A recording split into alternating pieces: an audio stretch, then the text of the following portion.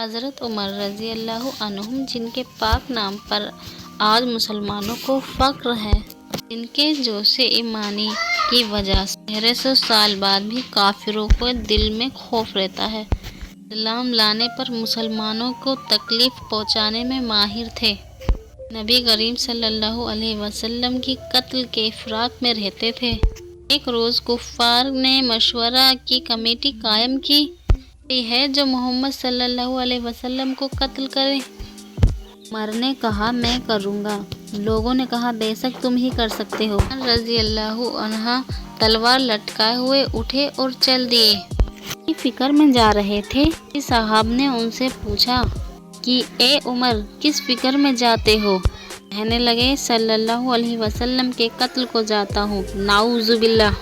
نے کہا بنو ہاشم اور بنو زہرہ اور بنو مناف تم کیسے مطمئن ہو گئے تو تم کو بدلے میں قتل کر دیں گے؟ جواب پر بگڑ گئے اور کہنے لگے کہ معلوم ہوتا ہے کہ تو بھی بے دین یعنی مسلمان ہو گیا ہے، پہلے تجھے ہی نپٹا دوں۔ یہ کہہ کر تلوار سادھ لی اور حضرت سعد رضی اللہ عنہ نے بھی یہ کہہ کر ہاں میں مسلمان ہو گیا ہوں تلوار سنبھال لی۔ دونوں طرف سے تلوار چلنے کو تھی۔ حضرت سعد رضی اللہ عنہ نے کہا کہ پہلے اپنے گھر کی خبر تو لے لے، تیرے بہن اور بہنوئی دونوں مسلمان ہو گئے ہیں، بس یہ سننا تھا کہ غصے میں بھر گئے اور سیدھے اپنے بہن کے گھر گئے۔ وہاں حضرت خباب رضی اللہ عنہ جن کا ذکر نمبر 6 پہ گزرا ہے، دروازہ بند کیے ہوئے دونوں میاں بیوی قرآن پڑھ رہے تھے۔ حضرت عمر رضی اللہ عنہ نے کباڑ کھلوائے کی آواز سن کر حضرت خباب رضی اللہ عنہ اندر جلدی سے چھپ گئے اور صحیفہ بھی جلدی میں باہر ہی رہ گیا، اس پر آیت قرآن لکھ رہی تھی۔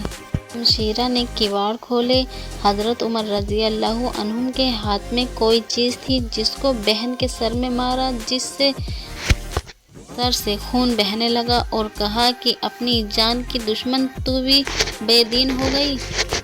اس کے بعد گھر میں آئے اور پوچھا کہ کیا کر رہے تھے اور یہ آواز کس کی تھی؟ بہنوئی نے کہا کہ بات چیت کر رہے تھے۔ کہنے لگے کیا تم نے اپنے دین کو چھوڑ کر دوسرا دین اختیار کر لیا ہے؟ بہنوئی نے کہا کہ اگر دوسرا دین حق ہو تب۔ یہ سننا تھا کہ ان کی داڑھی پکڑ کر کھینچی اور بے تحاشا ٹوٹ پڑے اور زمین پر گرا دیا اور خوب مارا۔ بہن نے چھڑانے کی کوشش کی، پھر بہن کے منہ پر زور سے تماچا مارا کہ منہ میں سے خون نکل گئے۔ وہ بھی آخر عمر کی بہن ہی تھی۔ کہنے لگی کہ عمر ہم کو اس وجہ سے مارا جاتا ہے کہ ہم مسلمان ہو گئے، بے شک ہم مسلمان ہو گئے ہیں، تم سے جو ہو سکے کر لو۔ اس کے بعد حضرت عمر رضی اللہ عنہ کی نگاہ اس صحیفے پر پڑی جو جلد ہی میں باہر رہ گیا تھا اور اس غصے کا جوش بھی کم ہو گیا تھا مار پیٹ سے، اور بہن کے اس طرح منہ میں خون بھر جانے پر شرم بھی آ رہی تھی۔